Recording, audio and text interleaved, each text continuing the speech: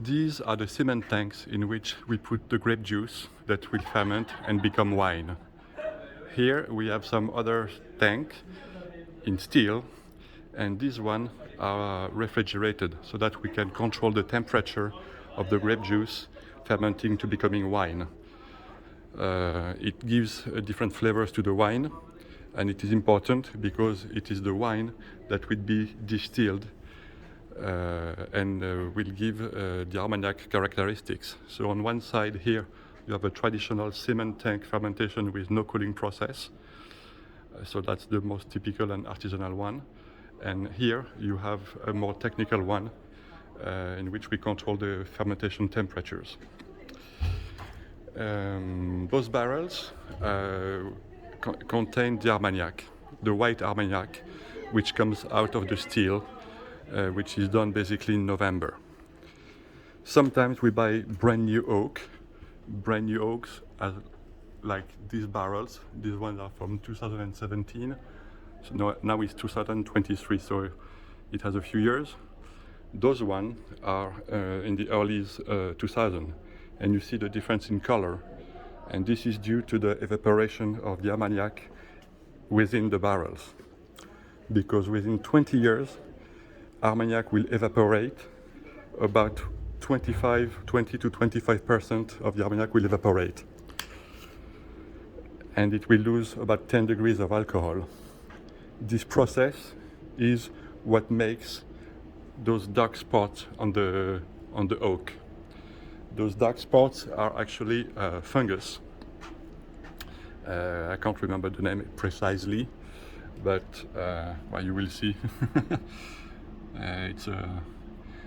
It's a bit of like a kind of mushrooms, tiny ones, and it grows everywhere in the cellar. You know, on the wooden structure, on the roof, everywhere.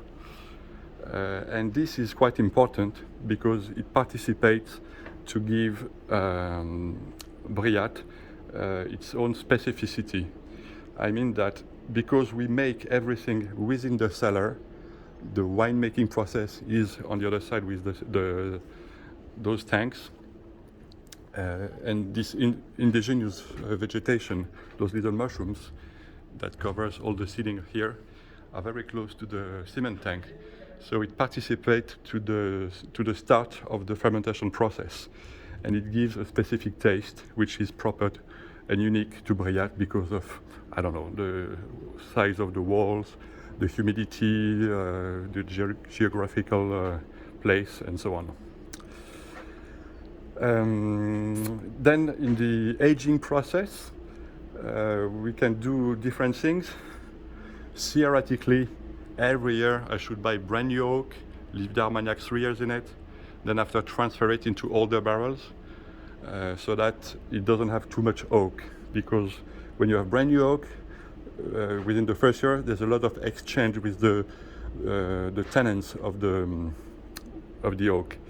And if you leave the armagnac in a brand new barrel of oak for 20 or 30 years, then after you might have too much oak in the taste. So that's why we transfer the armagnac into older barrels. And those barrels, unfortunately I don't have very old armagnac anymore at the property, but let's say for instance this barrel is over 100 years old and we still have it. Now it's vintage 209 in it, but we keep those barrels and we take a great care in the sense that we cannot leave them empty. If we leave the barrel empty, it will dry, then after it will leak, and if it's too much time leaking, then after the barrel is no good anymore. And it's important because you have, in some barrels you have like, I don't know, 10, 30, 50, 100 years old history of armagnac that went through. So it carries a history of taste along sometimes 100 years. What else could I tell you? Yeah, very important. Armagnac only ages in barrel, meaning that, let's say, for instance, this one, 2007. If I bottle it right now, and I opened the bottle. One bottle I open it now and I taste it, and the other bottle I open it in 10 years. It will have exactly the same taste, because the aging process is only made in the wood, in the barrel, through the evaporation process, which is called the angel share, that we talked about before. So very important when you buy armagnac, the vintage or the blend, because sometimes they call Hordage, XO, VS, VSOP, and so on. Those abbreviations are a bit particular. I think VS is 2 years old, VSOP 4 years old, XO is 8 years old, Hordage is a minimum of 10 years old, and XO Extra, I believe, is 15 years old.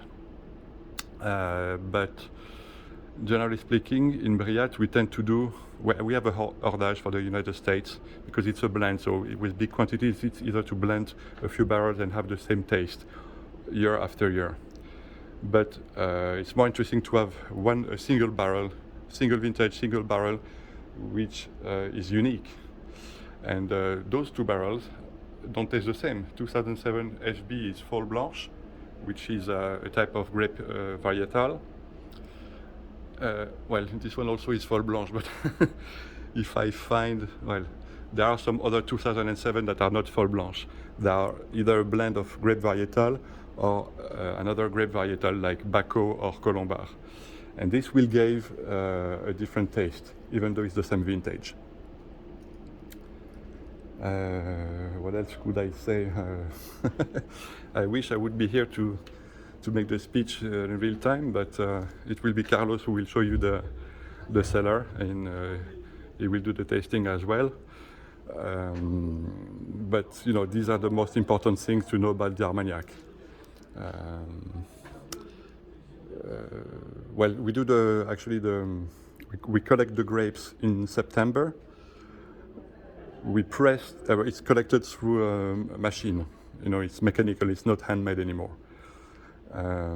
We press it, put the grape juice in the tank, and the distillation process is in end of November, early December, but it's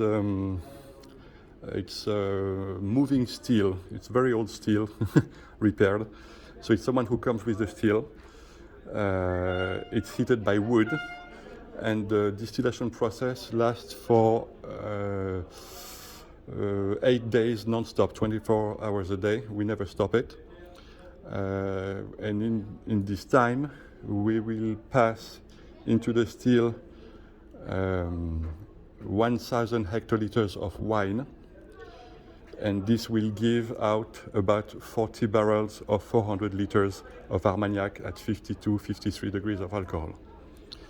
So basically it's 5 liters of wine to make 1 liter of armagnac.